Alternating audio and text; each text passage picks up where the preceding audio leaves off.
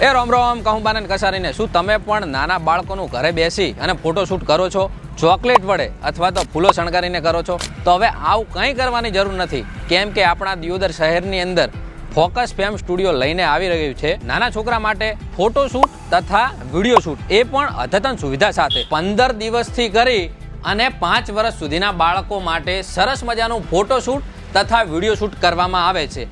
અને આની સિવાય પણ કઈ કઈ સુવિધા છે હું તમને બતાવું, મારી સાથે આવો.